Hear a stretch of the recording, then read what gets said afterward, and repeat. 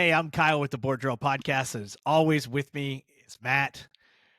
Just want to chat with you a little bit as we transition into season. We do this every year, but this is season 2, so we want to give everybody a heads up.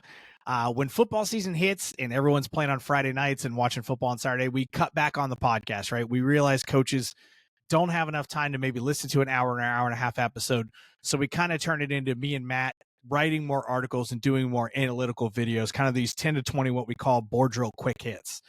So before we get into that, Matt, and talk more about our quick hits, we just wanted to review season 2, talk about how much we enjoyed it being in year 2, and hopefully we've gotten a little better for you guys to listen to. But Matt, why don't you talk about a few of your most favorite podcasts that we had throughout season 2?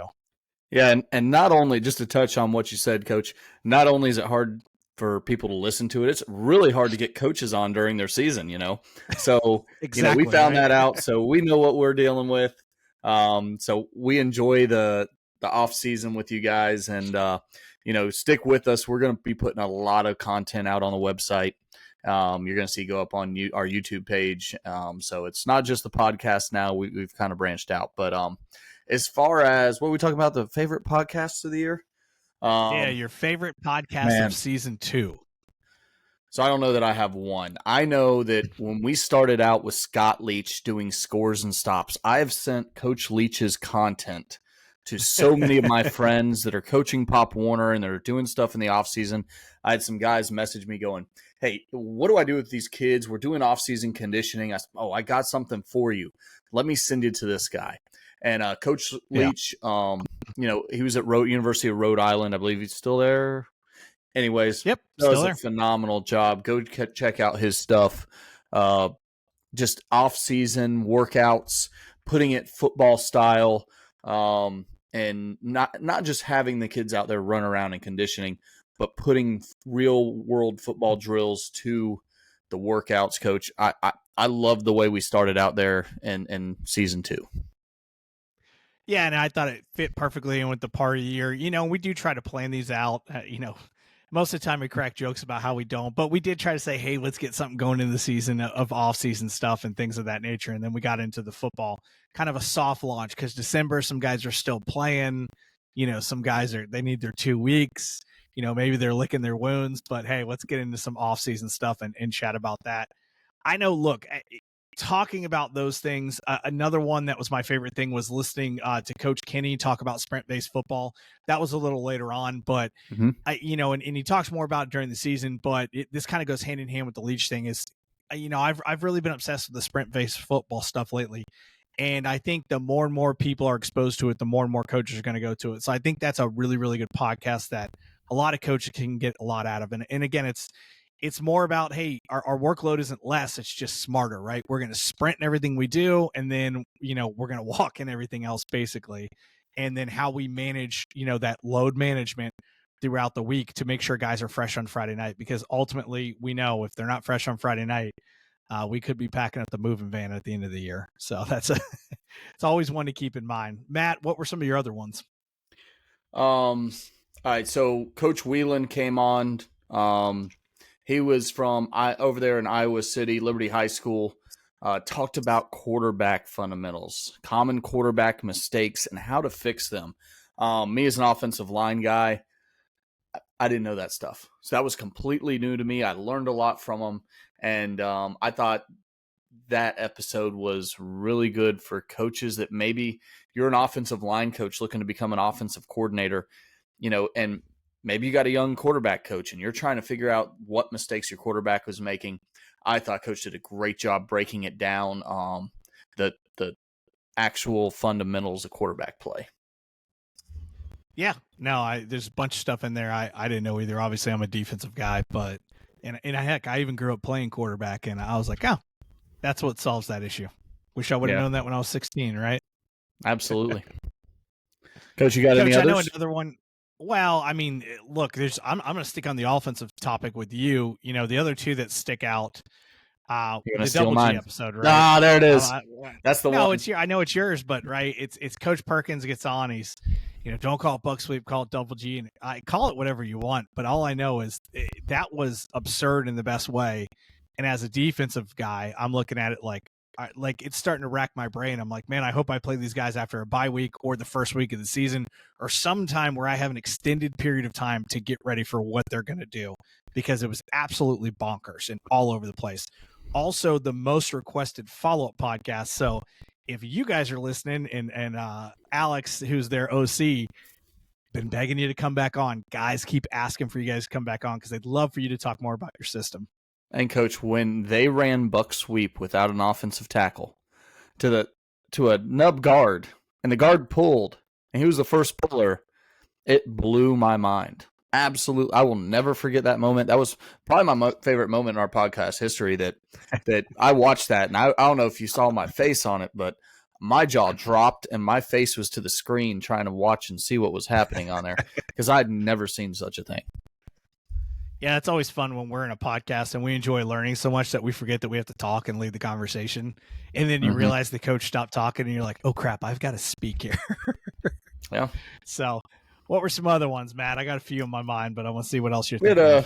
We had a buck sweep episode, a belly G episode. So we had some good offensive core fundamentals that, we really got into this year. And we didn't have to rely much on coaches teaching zone or, going back over zone that everybody's seen a million times. We got some good different things to mix in offensively. We got... And Coach, hold on, going back, the belly G coach, forget his name offhand now, right, from Idaho. Not only did he have wing T aspects of it, Coach, they ran it out of empty. And It was a great play for a spread team. So, great play. And I got to go look up Coach's name. I forget right now, but he's also won 18 state championships in the state of Idaho. So probably a good coach to listen talk about that. Absolutely. It's Coach Richens. That's who it was. So, okay. Matt, and then the defensive ones that stuck out, and there were a bunch. One of them you weren't on, and I feel like you would have really enjoyed it, but it was Coach Kaysen from Mandarin here in Jacksonville. He did a D-line one.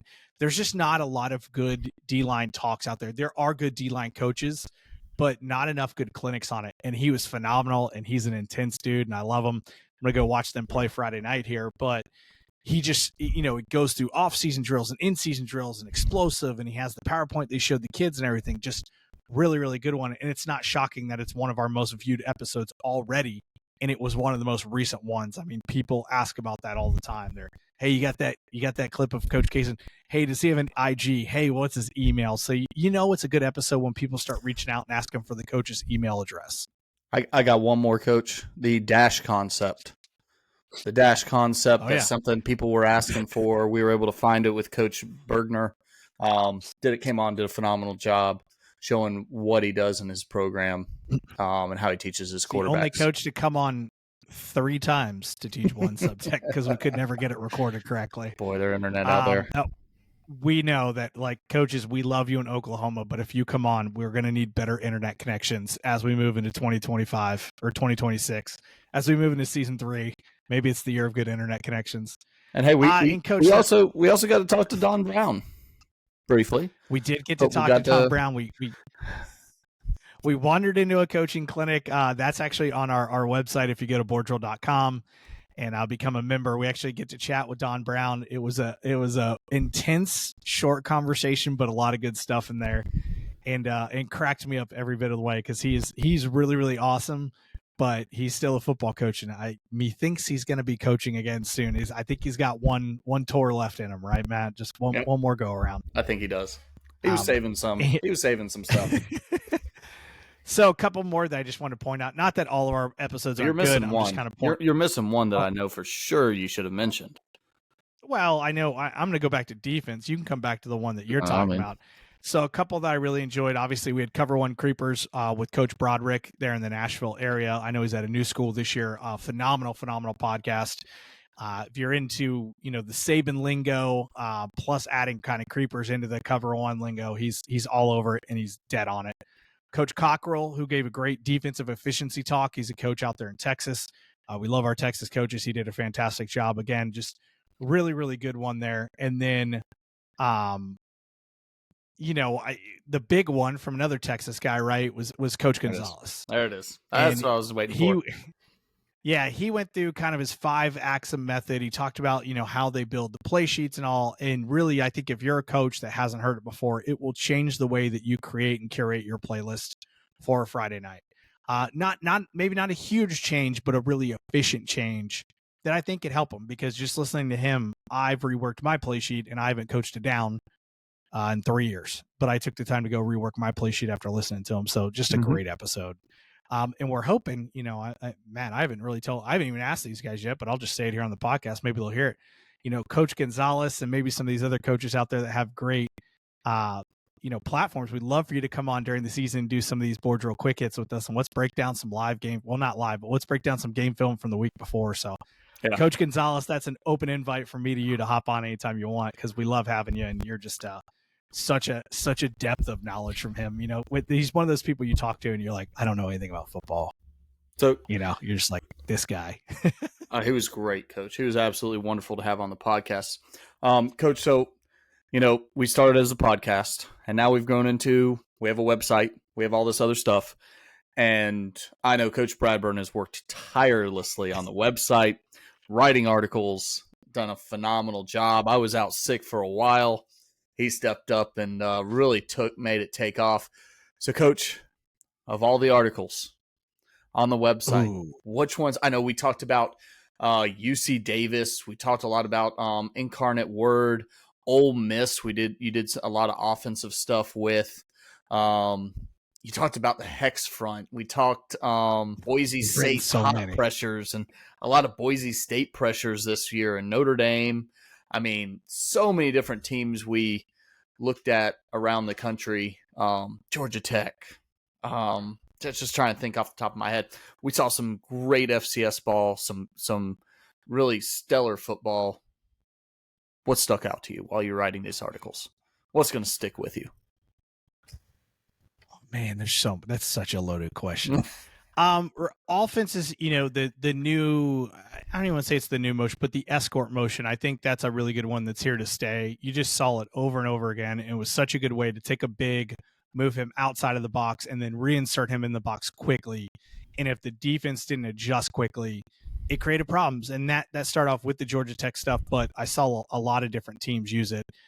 And then these new things were the built-in options, right? We talked about UC Davis where, it's a 3-man route and then they have the swing lead, or they did rollout with the shovel, which was really cool. So it was like a sprint out concept, but they also had a shovel built in there.